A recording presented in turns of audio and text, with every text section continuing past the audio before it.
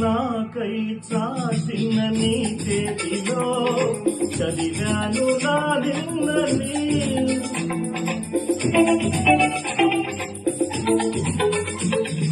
నాకై చాసిన నీ చేతిలో చదివాను నా నిన్నని నాతో సాగిన నీ అడుగులో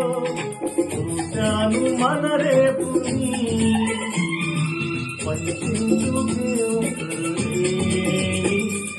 పలికింత బరువని